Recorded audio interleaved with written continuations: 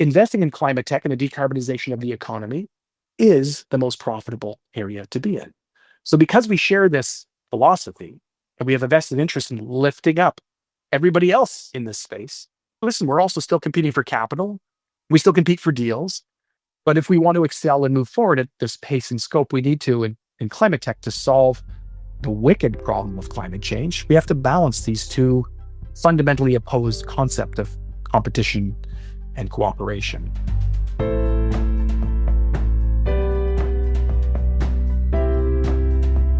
Welcome to Sustainability Leaders. I'm Michael Torrance, Chief Sustainability Officer at BMO.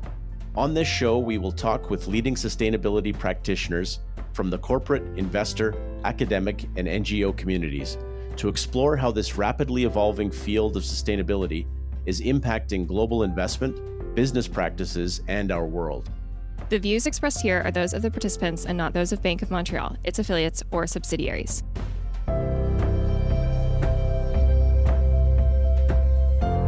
Today's guest is Nelson Switzer, co-founder and managing partner at Climate Innovation Capital, a venture fund investing in technology and services focused on climate change. Prior to starting Climate IC, Nelson has had executive roles at industry-leading companies such as Nestle and PwC, where he also focused on the environment, sustainability, investment, and strategy. Nelson has also written a forthcoming book, The Gigahorn Hunter: 7 Principles for a Climate Investor, which discusses how investors can benefit by finding, funding, and helping to propel gigacorns, which are companies that have the capacity to exceed $1 billion of valuation, while at the same time mitigating 1 billion plus tons of carbon. Thanks a lot for being with us today, Nelson. Thanks so much for having me. So let's get into your background, Nelson, for our audience's benefit. Can you tell us how your career on sustainability has progressed, and at what point did you decide to focus on climate-focused investing? Sure.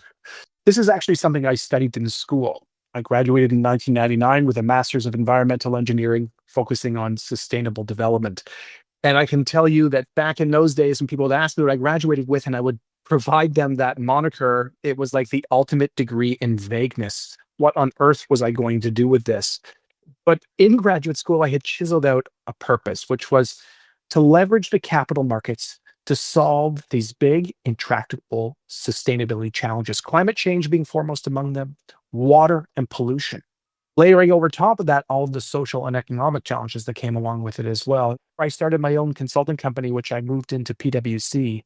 And at PwC, it really opened things up for me in terms of this breadth of opportunity that I could work on in so many different sectors: mining and resource development, real estate, asset management, large pensions, large impact investors, and so on.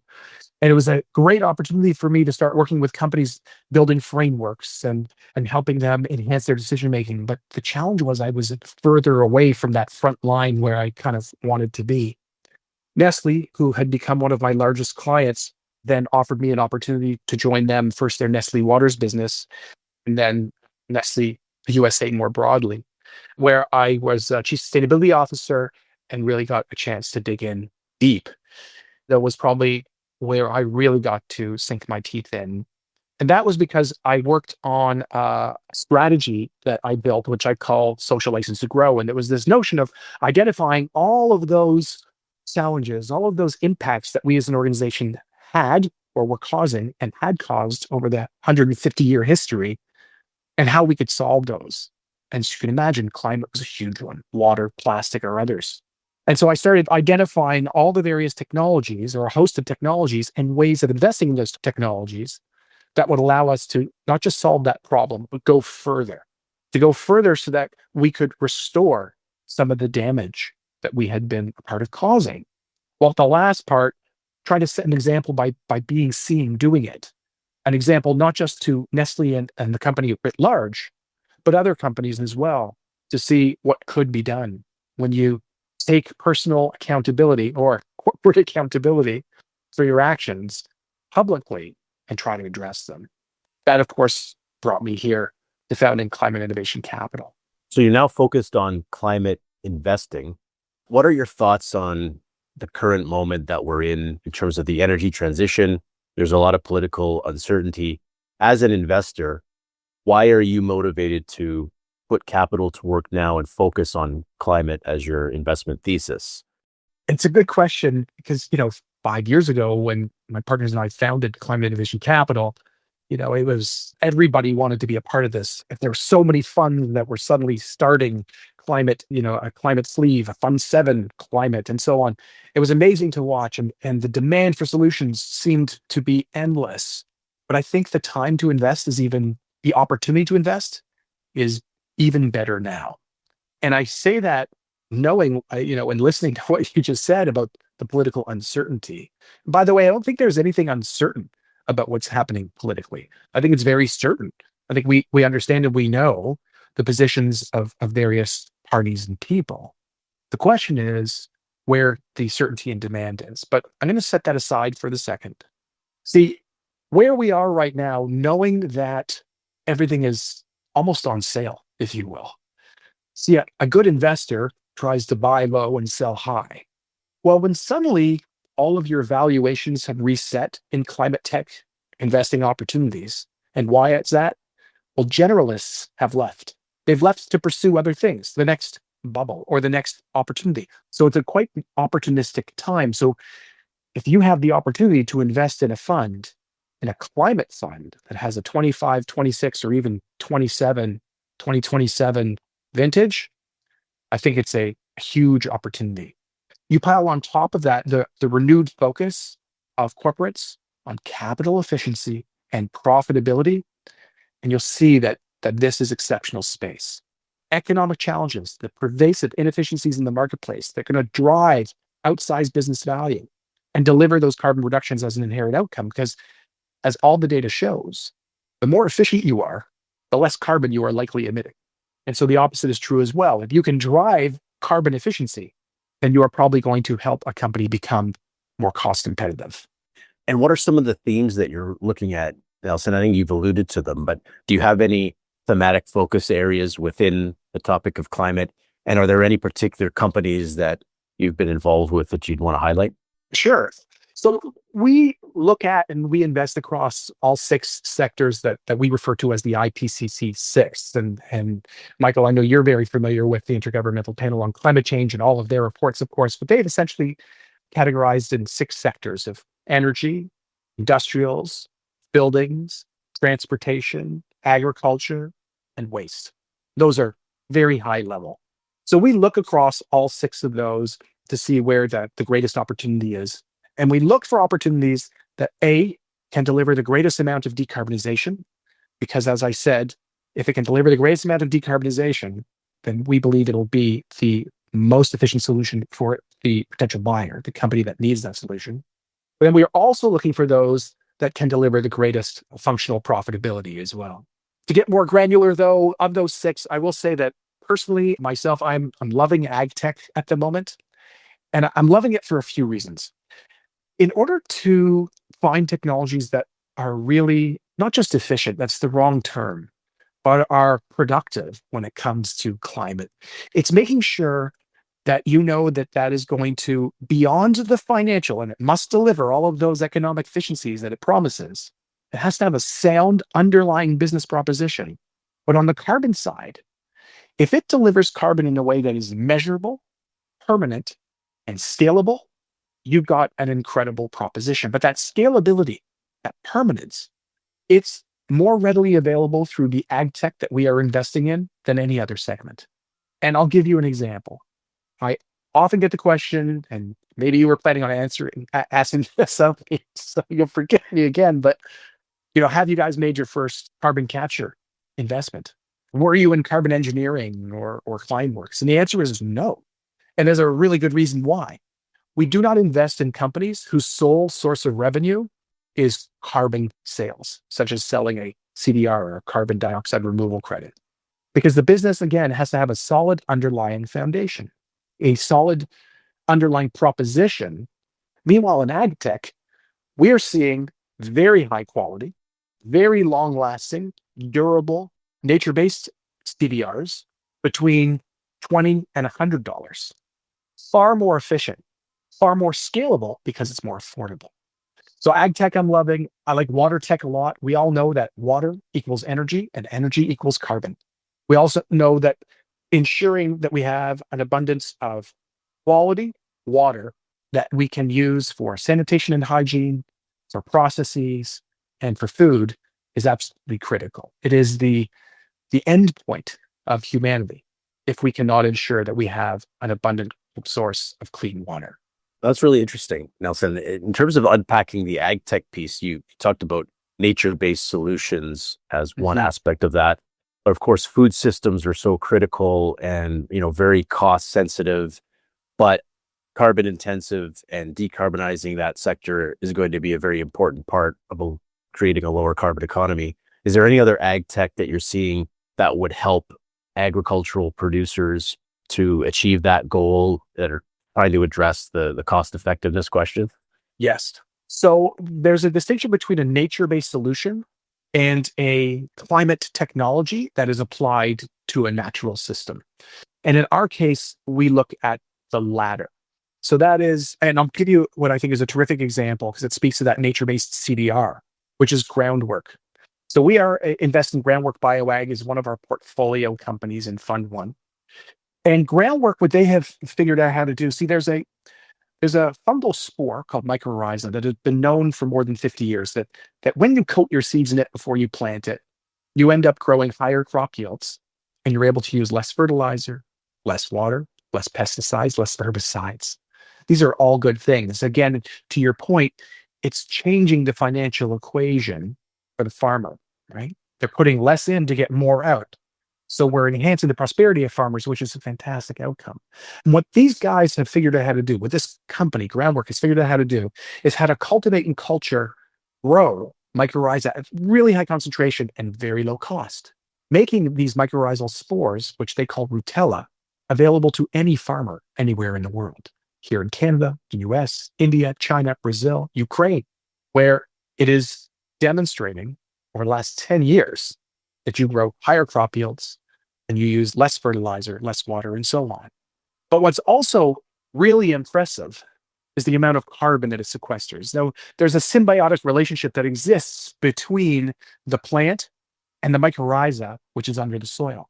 The root systems sort of intertwine, and the mycorrhiza allows you to pull up all of those inert minerals like phosphorus that you wouldn't otherwise be able to get access to, while also taking the sugar from the plant and transforming it into inert carbon that is stored very durably under the soil and makes its way down the column. That high degree of durability is so impressive. So far, the data is showing that it's just over 4,300 years of storage, which certainly makes it highly permanent.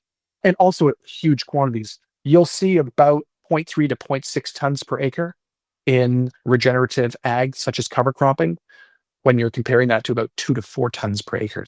That's really interesting. So there's the joint benefit of improving farm operations and the fertility of soil or growing ability with the sequestration of carbon. The other thing that I picked up on when you're talking about the themes you're focused on around water tech, and I know water was something that you focused a lot on in your career with Nestle and even before, you said a phrase that water is energy and energy is carbon. Can you explain more what you meant by that? Yeah, sure. So you're right. I mean, water is certainly a big passion of mine, and I've spent a lot of my time and energy on it. But the connection between water and energy, there's several. Humanity spends an incredible amount of time and energy moving water from place to place.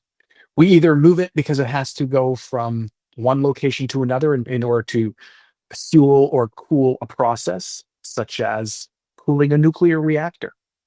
You may need to move that water so that people can access it in their homes, again, for sanitation, hygiene, and for food.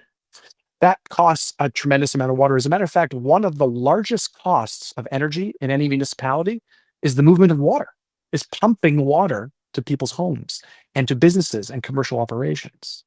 Unfortunately, we also have a tremendous amount of leakage that happens within our systems because they're old, sometimes more than 100 years old. And so patching that is quite helpful so that we can save more energy. As a matter of fact, I don't know if you know this, but there's this whole debate about moving water from watershed to watershed. Why would you pump water from France, bottle it, and send it to North America when we have water here? Now let's put the the taste and the quality stuff aside, there's embedded water every time you ask ChatGPT a question. There's embedded water every time you turn on the light. So if we can become much more efficient with how we use our energy systems, we're more efficient with our water. I'll talk about a big trend right now, as you may know, and your audience may know, is, of course, all of these expanding hyperscalers or data centers, right? They're opening everywhere. And they use a tremendous amount of water for cooling. If people knew how many millions of gallons or liters were used, I think that they would all be pretty stunned. But if you're in a local watershed where you've got agricultural properties, farmers essentially, who need that water, and you can't overdraft that aquifer, otherwise you will impede their ability to actually grow their crops and you'll affect their livelihood. Well, you then, as that data center, have an obligation and a need to ensure the appropriate quantity. So what you can do, and there are technologies out there, it's actually one we're looking at right now, that allow you to optimize the use of water within that watershed to ensure that a farmer is not overwatering, which happens all the time, or they're not overdrafting, or the local water bottler isn't taking too much, or at the right time. And so by doing that, by establishing the appropriate mass water balance, you can ensure the sustainability of that watershed. So that's sort of an abundance one. On the quality side, what we're seeing is a whole host of opportunities in filtration. And there are all sorts of different filtration applications. There's filtration for food quality. There's filtration for industrial quality. There's filtration for process water and process outputs as well. And each one has found a way of delivering that water purification, that quality enhancement, with much, much less energy. We were recently looking at one. They're opening up a new production facility down just south of us, but they've actually found an additive manufacturing methodology, actually a way of printing filters that has never been done before. It's quite novel. And they've managed to reduce the energy profile, I think, by about 70%. So if you're able to reduce the amount of pressure that's required to push water across this membrane, well, then you're reducing the amount of energy that's needed. And so you can process a lot more water with much less energy. Thanks for those insights. Let's maybe turn now to your book, Nelson, and maybe you can just give us some background. What is the book about, and what's the focus of it? For sure. So the book, which is called The Gigahorn Hunter, it's 7 Principles for a Climate Investor.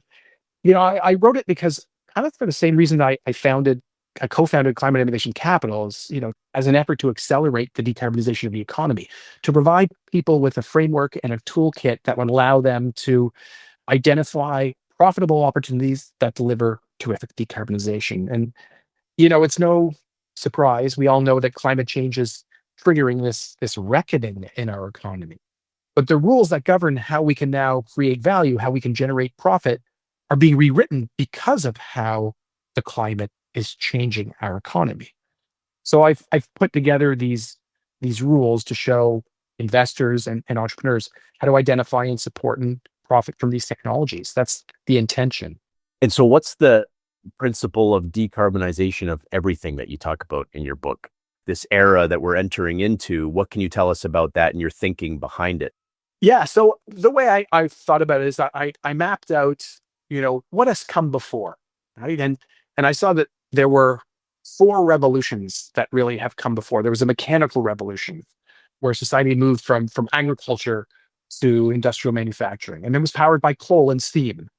And then we had the motorized revolution where society shifted to mass adoption of the internal combustion engine, right? And we went then to chemical processes, even the telephone, and it was powered by fossil fuels, oil and gas. And then we had the electronics revolution, the addition of nuclear energy to the fossil fuel fray. And then, of course, the internet revolution. And it changed everything, how we access, process, and bend information. And it was powered by a wide swath of energy. Electricity grew substantially under it. But now we're in this 5th revolution, if you will. And it's where I see climate tech entering the mainstream. Society recognizes that we have to reinvent everything in the economy so it emits either or no or low carbon. And we have to remove legacy carbon that remains in the atmosphere. So there's this big effort to minimize or eliminate the burning of fossil fuels, the felling of massive forests that has endured for almost 200 years. The whole history of industrialization. It's what's driving, of course, the greenhouse gas effect in the atmosphere. So this era is marked by the electrification of the economy, one that's powered by renewable energy, clean energy. This movement, as we all know, to retire fossil fuels like oil, gas, and coal, not by all, but by many. What's been interesting is with each successive revolution, or transformation, if you will, the wealth creation opportunity grew exponentially larger. But the period of opportunity to profit seems to be tightening. Like if you compare the value of a railroad tycoon of the 1800s to the wealth creation of internal combustion automotive companies in the 1900s, the electric vehicle companies of today, think about the scale of wealth that's created and how it grows greater with each successive transformation. So I think this is being evidenced by how quickly we're moving into the fifth revolution, the decarbonization of everything, or the DOE. But I think there's another reason that the economic opportunity of the DOE will eclipse the size and scale of any previous revolution. Every first year physics, chemistry, or science student knows and understands the second law of thermodynamics, right? Entropy. It says that the universe tends towards expansion and disorder. And it's why we can't, unscramble an egg. And to reverse entropy requires a multiple of energy input, much of which is lost in the unscrambling of an egg. And if you apply that law to decarbonization of everything, the results are enormous. We have spent hundreds of years developing systems to pump, process, and burn fossil fuels, to fell forests and shape civilization and economy to one that's reliant on these systems. And now we have to reverse this process. It's in total contravention of the second law of thermodynamics. And that's going to cost us. It's always harder to put the genie back in the bottle. But the climate tech solutions that are being introduced right now and being applied right now are those solves. So in light of that very interesting introduction to your thinking, what are the investment principles that you've distilled and that you talk about in your book? Well, there are 7 principles that I talk about in the book. The first one is measure carbon. Pretty simple and obviously in being able to say it. Then it's make profit, right? You have to ensure demand. You have to create value with carbon. You have to find co-benefits. You have to, and it's a word I kind of invented, co-optate. And then you've got to be a champion. And those 7 principles, measuring carbon, making a profit, ensuring demand, creating value, finding co-benefits, co-optating, and being a champion, I think have the high prospect of helping not just reshape and reinvent and take advantage of the DOE, but deliver terrific carbon reductions and profit for investors. Are there any companies that you think are doing a really exemplary job applying those principles? Line Vision, I think, is a company that's doing that really well, and it is in our portfolio. So, and I want to make a clarification about what make profit means. And I explain this in the book, which is there are companies in which you invest that are profitable. But as an investor, you may not be looking to invest in a company that is profitable. Your ambition is to invest in the company at one price and sell at a multiple of that price. And as a venture investor, many of the companies we invest in are not EBITDA positive. They actually don't make a profit, but they're growing at a particular rate that is impressive that you can see when they are going to become EBITDA positive, therefore profitable and self-sustaining. And so you get to a point where you're going to sell that company at a multiple of your initial investment. That's the type of profit that I'm referring to in this book.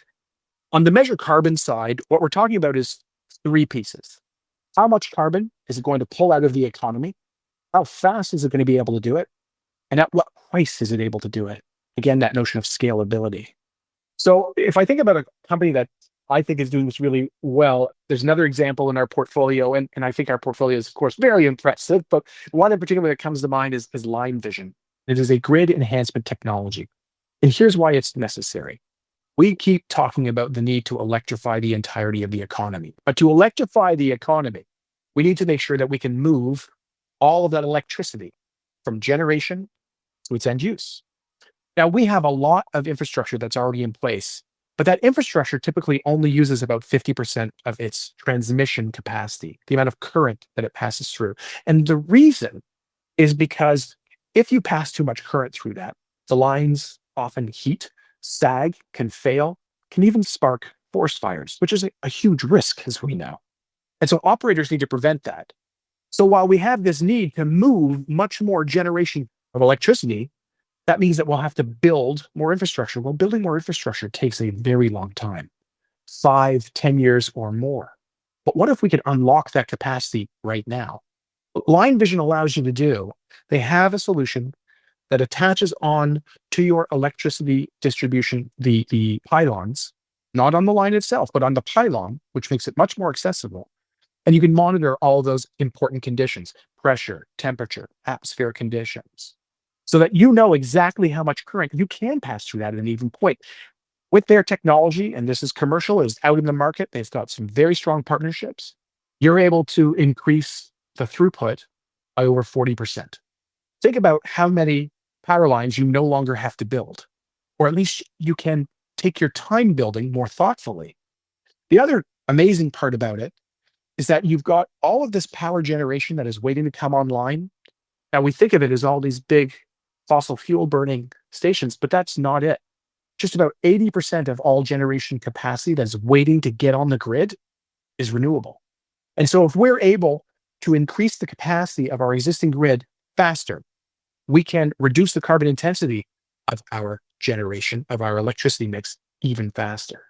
So it's a great example of a company that is delivering real decarbonization in real time, while also, of course, increasing the value of that company because they're signing more and more agreements with more and more customers in more and more jurisdictions. Yeah, and it sounds like it's solving real world economic problems too, not just environmental ones. It's gonna, the electricity infrastructure is going to be critical for the growth of data centers and increasing demands on electrical systems. So I also love that when you can find the connection between something that has a very strong positive environmental impact that is also really strong from an economic perspective, because I think that's what will ultimately allow the energy transition to happen, is when the more sustainable processes are also the most economic and financially feasible ones. Like that synergy is what we really need to find where we can. And that is our thesis at Climate Innovation Capital, specifically our thesis, and that is the central strategy in my book as well. Now, what about the concept of cooperation that you've touched upon? This idea of collaboration being both a key principle of climate investing, but also an important aspect of being able to facilitate the transition to a lower carbon economy. Can you unpack what that means from your perspective? Yeah, so I kind of made up a word that I call co-opetition. And it's, I was inspired by this quote from Steve Jobs, where he said, we have to let go of the notion that for Apple to win, Microsoft must lose.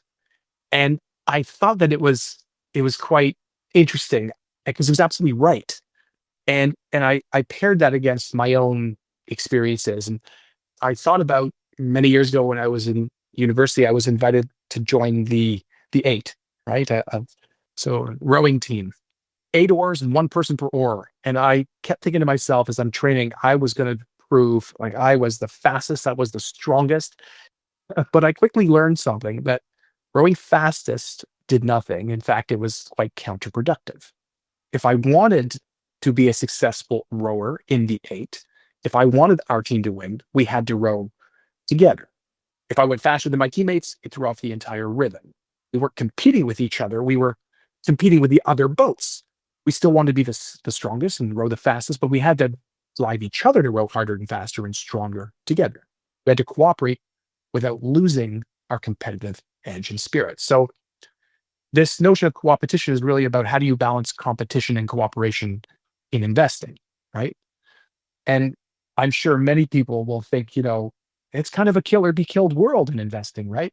They hoard opportunities and deal flow kind of makes or breaks you and everyone's out for themselves. But what's pretty amazing, I think, in the climate tech investing space, at least, that we are all aligned on decarbonization outcomes, on demonstrating to the conventional investor that, in fact, investing in climate tech and the decarbonization of the economy is the most profitable area to be in. So because we share this philosophy and we have a vested interest in lifting up everybody else in this space, but listen, we're also still competing for capital. We still compete for deals. But if we want to excel and move forward at this pace and scope we need to in climate tech to solve the wicked problem of climate change, we have to balance these two fundamentally opposed concepts of competition and cooperation. And it can be difficult, but it's definitely achievable.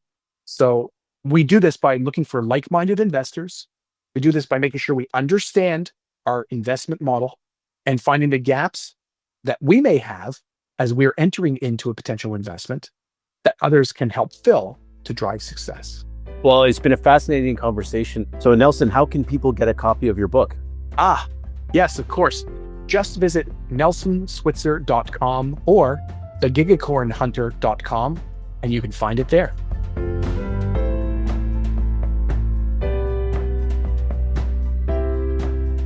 Thanks for listening to Sustainability Leaders. This podcast is presented by BMO. You can find our show on Apple Podcasts, Spotify, or your favorite podcast player. Press the follow button if you want to get notified when new episodes are published. We value your input, so please leave a rating, review, and any feedback that you might have, or visit us at bmo.com/sustainability leaders. Our show and resources are produced with support from BMO's marketing team and Puddle Creative. Until next time, thanks for listening and have a great week. For BMO disclosures, please visit bmocm.com/podcast/disclaimer.